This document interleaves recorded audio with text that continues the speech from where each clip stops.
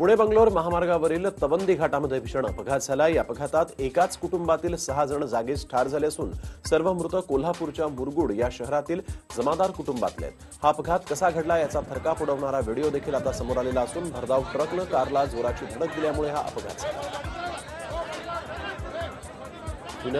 पुणे मुंबई महामार्गावरील नाशिक फाट्याजवळ मेट्रोचं काम सुरू असताना एक क्रेन ड्रिल मशीन जी आहे ती रस्त्यावर कोसळली। सुदैवाने या अपघातात कोणतीही जीवितहानी झाली नसून रस्त्यावर वाहनांची वर्दळ सुरू असताना ही दुर्घटना घडली।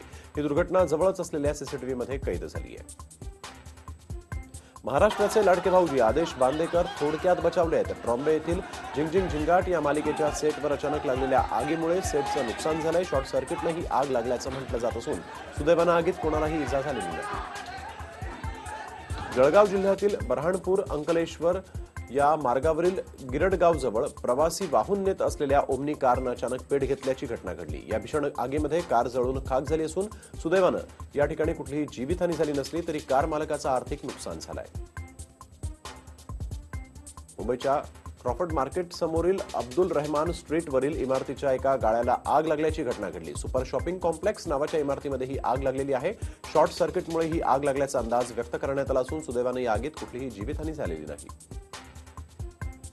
नांदेड तालुक्यातील तळणी गावामध्ये एका कामाच्या उद्घाटनाच्या कार्यक्रमासाठी गेलेल्या आमदार डी.पी. सावंत यांना धक्काबुक्की करण्याचा प्रयत्न करण्यात आला। यावेळेस सावंत यांचे स्वीय सहाय्यक किरण कांगळे यांना जबर मारहाण देखील करण्यात आली। 7 जहाल माओवाद्यांनी गडचिरोली पोलिसांसमोर आत्मसमर्पण केलं असून यामध्ये 4 महिलांसह 3 पुरुष माओवाद्यांवर 31,50,000चं बक्षीस होतं। आत्मसमर्पण केलेल्यांमध्ये प्लाटून कमिटीच्या 3 जहाल माओवाद्यांचा समावेश आहे। वसई पूर्वेच्या सातिवली येथील डायस रेसिडेन्सीमध्ये 7 वर्षांचा मुलाचा पाय जो आहे तो लिफ्टमध्ये अडकल्यामुळे त्याचा दुर्दैवी मृत्यू झाल्याची धक्कादायक घटना घडलेली आहे। या प्रकरणी वसईच्या वालीव पोलिसांनी घटनास्थळाची पाहणी करून अकस्मात मृत्यूची नोंद केली। तपासामध्ये बिल्डर दोषी आढळला तर त्याच्यावरही कारवाई करू असं सांगण्यात आलंय। नागपूर जिल्ह्यातील सावनेर मध्य प्रदेश महामार्गावर खुरसगाव येथील मारुतीच्या दर्शनाला जात असताना कारचा टायर ब्लास्ट झाला आणि ही कार उलटली। या ठिकाणी या अपघातामध्ये एकाचा मृत्यू झाला असून 3 जण जखमी झालेत। भरधाव कारनं दुचाकीला समोरून धडक दिल्यामुळे झालेल्या अपघातात दुचाकीवरील दाम्पत्य ठार झालं असून जळगाव शहरातील एमआयडीसी परिसरामध्ये हा अपघात झाला। सादिक अफजल खान आणि त्यांची पत्नी जायदाबी सादिक खान अशी अपघातात ठार झालेल्या मृतांची नावं आहेत। या प्रकरणी एमआयडीसी पोलीस ठाण्यामध्ये कार चालकाच्या विरुद्ध गुन्हा दाखल करण्यात आला। पाणीपुरी तयार करण्यासाठी लागणारं पीठ एक कामगार पायानं तुडवून मळत असल्याचा धक्कादायक व्हिडिओ समोर आला। पिंपरी चिंचवड शहरातील दापोडी परिसरातील हा व्हिडिओ असून हा व्हिडिओ पाहिल्यानंतर पोलीस आणि अन्न भेसळ प्रशासन याकडे गांभीर्याने लक्ष देतील का हा प्रश्न आता उपस्थित होतोय। ठाणे पोलीस आयुक्तालयातर्फे 2 ते 8 जानेवारी दरम्यान जिल्ह्यामध्ये रेझिंग डे साजरा केला जातोय। या निमित्तानं उल्हासनगर परिमंडळ 4 तर्फे आगळा वेगळा रेझिंग डे साजरा करण्यात आलेला आहे। नागरिकांच्या चोरी तसंच हरवलेल्या वस्तूंचा शोध लावून त्या नागरिकांना परत करण्यात आल्या। औरंगाबादच्या एका मैदानावर विधान परिषदेचे विरोधी पक्षनेते धनंजय मुंडे आपला फिटनेस सांभाळताना पाहायला मिळाले। एमजीएम मैदानावर धनंजय मुंडे व्यायाम करताना आढळून आले असून जवळपास पाऊण तास त्यांनी धावून आपला फिटनेस सांभाळलाय। नांदेडमध्ये एका 6 वर्षीय बालकानं घोडेस्वारी करण्याचा पराक्रम केला। आर्यवीर सिंग असं या बालकाचं नाव असून तो पहिलीच्या वर्गात शिकतोय। नांदेड ते मळेगाव यात्रा असं 70 किलोमीटरचं अंतर आर्य घोड्यावरून पार करणार आहे। या लहानग्याची घोड्यावरची सैर कुतूहलाचा विषय ठरलेली आहे। छत्रपती शिवाजी महाराज आणि तलवारीचं नातं खूपच जवळचं आहे। त्यांची भवानी तलवार अजूनही लंडनमधील अल्बर्ट म्युझियममध्ये ठेवण्यात आली आहे। मात्र ती आपल्याला परत मिळेल की नाही यात अजूनही शंका आहे। त्यामुळेच याच भवानी तलवारीची प्रतिकृती जिजाबाई यांचे वंशज इतिहास अभ्यासक आणि लेखक नामदेवराव जाधव यांनी तयार केली। सिद्धार्थ उद्यानातील सचिन या वाघाचं वृद्धापकाळानं निधन झालं। हा वाघ गेल्या 6 महिन्यांपासून आजारी होता। 6 महिन्यांपूर्वीच त्यानं अन्न पाणी सोडलं होतं। मात्र उपचार सुरू त्याच्यावर होते आणि या उपचारांना तो प्रतिसादही देत होता। त्याच्या प्रकृतीत काही वेळ सुधार देखील झाला होता। मात्र काल सायंकाळी सचिननं अखेरचा श्वास घेतला। महाराष्ट्रातील सर्वात उंच अशी ख्याती असणारी कळसुबाई गडावरील मंदिराचं पावित्र्य राखलं जात नसून या मंदिराचा जीर्णोद्धार न झाल्यास आत्महत्या करण्याचा इशारा 95 वर्षीय आजीबाईंनी दिलाय। कल्याणचे जिल्हाप्रमुख गोपाळ लांडगे यांच्या पुढाकारानं कल्याणमध्ये झालेल्या पत्रकार परिषदेत 95 वर्षीय हौसाबाई नायकवडी यांनी हा इशारा दिलाय। योगगुरू रामदेव बाबांच्या पतंजली कंपनीला अन्न आणि औषध प्रशासनानं दणका दिला. कोलेस्ट्रॉलबाबत ग्राहकांच्या मनातल्या भीतीचा गैरफायदा घेत कोलेस्ट्रॉल मुक्त खाद्यतेलाची जाहिरात केल्यामुळे एफडीएनं पतंजली कंपनी विरोधात नागपूरमधील न्यायनिर्णय अधिकाऱ्यांसमोर याचिका दाखल केली. शिक्षण मंत्री विनोद तावडे यांनी अमरावतीमध्ये केलेल्या बेताल वक्तव्याच्या विरोधात अकोल्यातील टॉवर चौकामध्ये समयक विद्यार्थी संघटनेनं आंदोलन केलं. यावेळेस विनोद तावडे यांचा निषेध करत त्यांच्या विरोधात जोरदार घोषणाबाजी करून तावडेंच्या फोटोला चपला आणि बुटांनी मारण्यात आलं. शिक्षण मंत्री विनोद तावडे यांच्या वक्तव्यावर अमरावती येथे जिल्हाधिकारी कार्यालयासमोर भारिप बहुजन महासंघ प्रणित समयक विद्यार्थी संघटनेनं तावडे यांच्या पोस्टरवर शाई टाकून चपला मारून आंदोलन केलं. यावेळेस शिक्षण मंत्री मुर्दाबादच्या घोषणाबाजी देखील करण्यात आली. शिवेंद्रराजे आणि उदयनराजे यांच्यातील वाद मिटण्याचे संकेत खुद्द शिवेंद्रराजे भोसले यांनी दिले. मला फक्त आमदारकीमध्ये रस आहे, त्यामुळे मी विधानसभेची तयारी करत आहे, असं शिवेंद्रसिंग राजे यांनी म्हटलंय. त्याचबरोबर आमची 2 घराणी नसून एकच घराणं असल्याचं स्पष्टीकरण शिवेंद्रराजेंनी दिलं.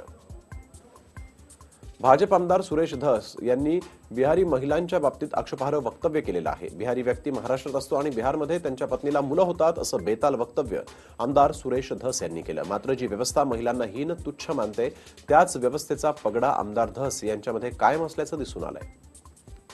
आमदार सुरेश धस यांनी केलेल्या बेताल प्रकरणी राज्यभरातून निषेध होतोय. यावेळेस स्वाभिमानी शेतकरी संघटनेकडून तीव्र निषेध व्यक्त करण्यात आला. लोकप्रतिनिधीला अशी भाषा शोभत नाही असं सांगत सुरेश धस यांना आई बहीण नाही का असा सवाल देखील स्वाभिमानी शेतकरी संघटनेनं विचारलेला आहे.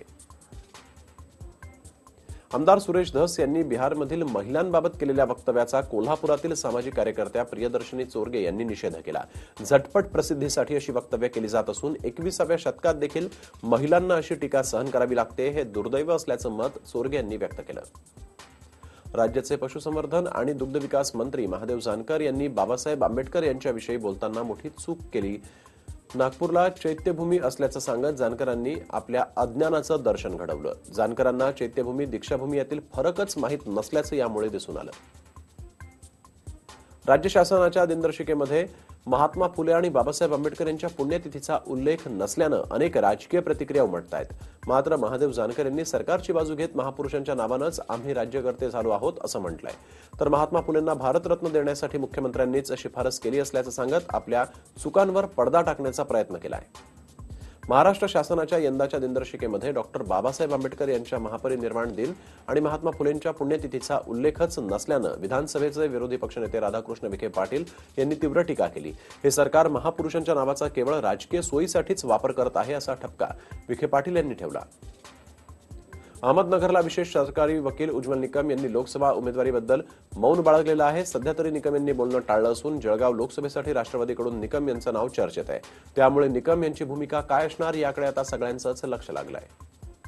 मराठ्यांना 16% आरक्षण दिलं ते द्या, परंतु आजपर्यंत जेवढे पण कमिशन आरक्षणासाठी बसवले गेले त्यांच्या अहवालात असं म्हटलं गेलंय की आरक्षणाची सर्वात जास्त गरज ही मुस्लिम समाजाला आहे, परंतु आरएसएसच्या दबावामुळे भाजप सरकार मुस्लिम समाजाला आरक्षण देत नाही असा आरोप समाजवादी पार्टीचे जिल्हाध्यक्ष मुफ्ती हारून यांनी केलाय. एमआयएमचे आमदार इम्तियाज जलील यांनी मुस्लिम आरक्षणाबाबत न्यायालयामध्ये धाव घेतल्यामुळे मराठा आरक्षणाला धक्का लागणार नसल्याचं मत मराठा क्रांती मोर्चाच्या समन्वयकांनी व्यक्त केलं. तर आमचा पण मुस्लिम आरक्षणाला विरोध नाही, मात्र ज्या पद्धतीनं इम्तियाज यांनी आपली भूमिका बदलली त्यांना आम्हाला काही फरक पडणार नाही असंही समन्वयकांनी म्हटलंय. एमआयएमचे आमदार इम्तियाज जलील यांनी मराठा आरक्षणासंदर्भात घेतलेलं युटर्न ही एक महत्वाची भूमिका कदाचित राजकारणातील स्टंट असावी असं मत अॅडव्होकेट गुणरत्न सदावर्ते यांनी व्यक्त केलंय. शेतकऱ्यांना मदत करण्याऐवजी अधिकारीच त्यांना त्रस्त करीत आहेत असा अनुभव राज्याचे अर्थमंत्री सुधीर मुनगंटीवार यांनी कृषी महोत्सवामध्ये व्यक्त केला. अधिकाऱ्यांना वाटतं की आत्ताच पैसे दिले तर 8व्या वेतन आयोगातून आपल्याला काही पैसे मिळणार नाहीत. अधिकाऱ्यांची पैशांची लालच वाढली असल्याची टीकाही मुनगंटीवार यांनी केली. शिवसेना पक्षप्रमुख उद्धव ठाकरे 9 जानेवारीला औरंगाबाद, जालना, बीड, परभणी जिल्ह्यातील दुष्काळग्रस्त भागांचा दौरा करणार आहेत. या दौऱ्यामध्ये शिवसेना दुष्काळग्रस्तांसाठी मोठी मदत मोहीम सुरू करणार असल्याची माहिती शिवसेनेचे नेते रामदास कदम यांनी दिली. 7 जानेवारीपासून होणाऱ्या बेस्टच्या संपाला शिवसेना बेस्ट कामगार सेनेनं पाठिंबा दिला. 2016 साली संपलेला करार लवकरात लवकर अंमलात आणावा आणि ज्युनियर कामगारांना देखील समान न्याय देण्यात यावा अशी मागणी बेस्ट कर्मचारी युनियनचे अध्यक्ष सुहास सामंत यांनी केली. राज ठाकरे यांनी मातोश्रीवर जाऊन उद्धव ठाकरे यांना अमित ठाकरे यांच्या लग्नाचं आमंत्रण दिलं. अमित ठाकरे यांच्या लग्नाची पत्रिका घेऊनच राज ठाकरे मातोश्रीवर दाखल झाले होते.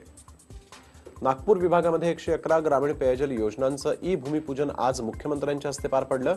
6 जिल्ह्यांसाठी 111 पेयजल योजनांमुळे साधारणतः 1 लाख लोकांना फायदा होणार आहे. यावेळेस व्हिडिओ कॉन्फरन्सिंगद्वारे मुख्यमंत्र्यांनी 6 जिल्ह्यातील गावकऱ्यांशी संवाद साधला.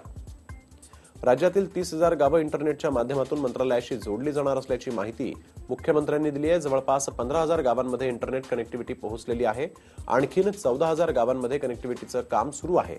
ज्या गावात इंटरनेट पोहोचलाय त्या गावातील शाळा, ग्रामपंचायत, प्राथमिक आरोग्य केंद्र यांनाही कनेक्टिव्हिटी दिली जाणार असल्याची माहिती मुख्यमंत्र्यांनी दिली. आज काँग्रेस पक्षासोबत राष्ट्रवादीची जागा वाटपाच्या महत्त्वाच्या मुद्द्यावर बैठक होणार आहे. पुढील आठवड्यामध्ये जागा वाटपाची चर्चा पूर्ण होण्याचे सुतोवाच राष्ट्रवादीचे प्रदेश अध्यक्ष जयंत पाटील यांनी दिलेत. या बैठकीमध्ये 8 महत्त्वाच्या जागेवर चर्चा होण्याची शक्यता आहे. शिवसेनेचे नेते तसंच पदाधिकारी यांची मातोश्रीवर बैठक सुरू आहे. बैठकीसाठी शिवसेनेचे पक्षप्रमुख उद्धव ठाकरे, शिवसेनेचे मंत्री आणि शिवसेनेचे नेते उपस्थित राहणार आहेत. वाराणसी दौरा आणि युतीबाबत बैठकीमध्ये चर्चा होणार होती. मध्य रेल्वे मुख्य मार्ग, हार्बर आणि पश्चिम रेल्वे मार्गावर आज ब्लॉक घेण्यात येणार आहे. त्यामुळे काही लोकल फेऱ्या रद्द राहतील, तर काही फेऱ्या 10 ते 15 मिनिटं उशिरानं धावतील. राज्यात थंडीची लाट कायम असतानाच उत्तर महाराष्ट्रामध्ये पुढील 3 दिवस तापमान मोठ्या प्रमाणात घसरण्याची शक्यता हवामान खात्यानं वर्तवली. नाशिक, धुळे, जळगाव या भागामध्ये थंडीची लाट मोठ्या प्रमाणात आहे. त्यामुळे नागरिकांनी पुढील 3 दिवस काळजी घेण्याची गरज आहे. आंबेनळी घाटामध्ये झालेल्या अपघात प्रकरणी 6 महिन्यांनंतर पोलादपूर पोलीस ठाण्यामध्ये गुन्हा दाखल करण्यात आला. या भीषण दुर्घटनेप्रकरणी मृत बस चालकाच्या विरोधात गुन्हा दाखल करण्यात आलेला आहे. मृत बस चालक प्रशांत बांभेड यांच्यावर निष्काळजीपणाचा ठपका ठेवण्यात आला. त्यामुळे अपघातातून बचावलेल्या प्रकाश सावंत देसाई यांच्या विरोधातील आरोप प्रत्यारोपांना कलाटणी मिळाली आहे.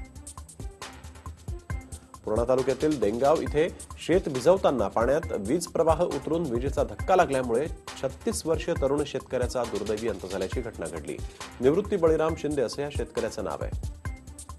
लाचलुचपत प्रतिबंधक विभागाच्या पथकानं यवतमाळ इथे धडक कारवाई करत 5 लाखांची लाच स्वीकारल्याप्रकरणी यवतमाळ पोलीस दलातील स्थानिक गुन्हे शाखेचे प्रमुख आणि सहाय्यक पोलीस निरीक्षकासह हेड कॉन्स्टेबलवर लाच स्वीकारल्याप्रकरणी गुन्हा दाखल करण्यात आलेला आहे. त्यांना अटक करण्यात आली.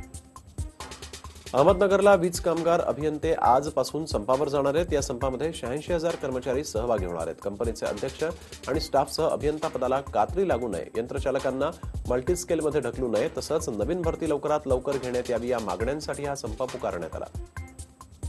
नाशिक जिल्हा परिषदेसमोर गेल्या 4 दिवसांपासून इगतपुरी तालुक्यातील ग्रामस्थांचं उपोषण सुरू आहे. समनेरे गावातील गायरान जमीन हडप करून प्रशासन दोषींवर कारवाई करत नाहीये. या प्रकरणामध्ये दोषी आणि त्यांना पाठीशी घालणारे अधिकारी यांच्यावर कठोर कारवाई करावी, त्यांना योग्य न्याय द्यावा अशी मागणी ग्रामस्थांनी आता केली आहे. साहित्य संमेलन, आक्षेप आणि वाद असा सामना अनेकदा उद्भवतो. यवतमाळमध्ये यंदा 92वे अखिल भारतीय मराठी साहित्य संमेलन होणार आहे. त्यातही आता नवा वाद पुढे आलाय. इंग्रजी साहित्यिक नयनतारा सहगल यांच्या हस्ते उद्घाटन करू नये अशी मागणी आता पुढे येऊ लागली आहे. राज्य सरकारकडून दारूच्या दुकानांसाठी लोकसंख्येची अट शिथिल करण्यात आली असून 3000 लोकसंख्येच्या गावातही दारूचं दुकान उघडता येणार आहे. देशामध्ये उपलब्ध तंत्रज्ञानाचा भारतीयांचे जीवनमान उंचावण्यासाठी मोठ्या प्रमाणावर प्रयत्न करण्याची गरज असल्याचं मत आंतरराष्ट्रीय कीर्तिप्राप्त अणुशास्त्रज्ञ डॉक्टर अनिल काकोडकर यांनी व्यक्त केलं. डोंबिवलीमध्ये आयोजित विज्ञान संमेलनामध्ये ते बोलत होते. तर शेती क्षेत्रामध्येही अणुऊर्जेच्या माध्यमातून बदल घडवण्याची अपेक्षा त्यांनी व्यक्त केली. एमडी करण्यासाठी नीटची पात्रता परीक्षा द्यावी लागते. मात्र या नीट परीक्षेचा अभ्यास न झाल्यामुळे मानसिक तणावाखाली असलेल्या एमबीबीएस डॉक्टर शर्मिष्ठा सोम या तरुणीनं इमारतीच्या 12व्या मजल्यावरून उडी घेऊन आत्महत्या केली.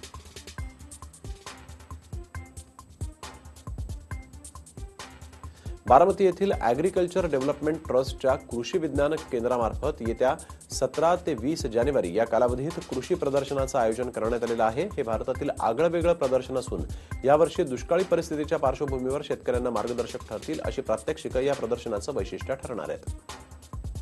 बोरिवली पूर्वमधील मुंबई महानगरपालिकेच्या क्रांतिज्योती सावित्रीबाई फुले रुग्णालयात उपचारासाठी पुरेसं साहित्य उपलब्ध नसल्यामुळे रुग्णालयातील कर्मचाऱ्यांना ग्लुकोजच्या बाटल्या देऊन खास आपल्या शैलीत आंदोलन करण्यात आलेलं आहे. दुग्ध व्यवसाय विकास आयुक्तांनी एकाच दिवसामध्ये तब्बल 135 कर्मचाऱ्यांच्या बदलीचे आदेश काढले. वरळी, कुर्ला, आरे सरकारी दूध डेअरीमधील 135 चतुर्थ श्रेणी कर्मचाऱ्यांचे हे बदलीचे आदेश आहेत. अवघे काही वर्ष सेवानिवृत्तीसाठी उरलेले असताना या कर्मचाऱ्यांच्या बदल्या मुंबईच्या बाहेर करण्यात आल्यामुळे कर्मचाऱ्यांनी नाराजी व्यक्त केली. लोकलमधल्या गर्दीमुळे धावत्या लोकलमधून पडून अंबरनाथ रेल्वे स्टेशनवर निलेश नागझरे हा तरुण गंभीर जखमी झाला. त्याच्या चेहऱ्याला, जबड्याला आणि पायाला गंभीर दुखापत झालेली आहे. सध्या त्याच्यावर पुढील उपचार सुरू आहेत. त्याची प्रकृती सध्या स्थिर आहे. अंबरनाथ येथील पश्चिम भागातील खुंटवली मुरलीधर नगर परिसरामध्ये राहणाऱ्या 28 वर्षीय चंद्रकांता मुटेला तलवार हातात घेऊन विविध पोज देत त्यांना फोटो काढून घेतले होते आणि हे फोटो सोशल मीडियावर व्हायरल करणं त्याच्या आता चांगलंच अंगलट आलेलं आहे. कारण अंबरनाथ पोलिसांनी आता त्याला बेकायदेशीररित्या शस्त्र बाळगल्याप्रकरणी अटक केली आहे. 16 वर्षाच्या शाहिस्ता शेख या तरुणीचा आज उपचारादरम्यान मृत्यू झाला. मुलीचं प्रेम प्रकरण असल्याच्या संशयावरून तिच्या पित्यानं 31 डिसेंबरला शाहिस्ताला अंगावर रॉकेल ओतून पेटवून दिलं होतं. 5 दिवस तिची मृत्यूशी झुंज सुरू होती. उल्हासनगरमध्ये नोव्हेंबर महिन्यात हेडफोन लावून हायटेक सत्संग करणाऱ्या अमृतवेली संस्थेची दखल लंडन येथील वर्ल्ड बुक ऑफ रेकॉर्डनं घेतली. नुकतंच नववर्षाच्या मध्यरात्री सत्संग प्रसंगी वर्ल्ड बुक ऑफ रेकॉर्ड पुरस्कार देऊन या संस्थेचा सत्कार करण्यात आला. पुण्याची क्रीडानगरी बालेवाडीमध्ये छत्रपती शिवाजी महाराजांच्या पुतळ्यामागेच सर्रासपणे विनापरवानगी मद्यविक्री सुरू आहे. याच क्रीडानगरीमध्ये केंद्र सरकारची देशस्तरावरील खेलो इंडिया खेलो ही स्पर्धा होणार असून या स्पर्धेला पंतप्रधान येण्याची शक्यता आहे. तरी देखील या ठिकाणी अवैधपणे सर्रास मद्यविक्री सुरू आहे. नागपूर जिल्ह्यातील मौदा येथील बेकायदेशीरपणे वाळू उपसा करणाऱ्यांवर कारवाई करण्यात आलेली आहे. या कारवाईमध्ये एकूण 10 ट्रक 65 ब्रास वाळू जप्त करण्यात आली. याची एकूण किंमत जी आहे ती जवळपास 3 कोटी रुपयांच्या घरात आहे. कामठे तहसीलदार आणि नागपूर गुन्हे शाखेनं ही कारवाई केली. गेल्या वर्षभरात म्हणजेच 2018 मध्ये देशात वाघांच्या हल्ल्यात 27 जणांचा मृत्यू झालाय. यात महाराष्ट्रातील 15 जणांचा समावेश आहे. वाघांच्या हल्ल्यात महाराष्ट्रातील सर्वाधिक शेतकरी आणि शेतमजुरांचेच बळी गेल्याची कबुली केंद्र सरकारनं दिली. तर 2017 मध्ये महाराष्ट्रात वाघाच्या हल्ल्यात 24 जणांचा मृत्यू झाला होता.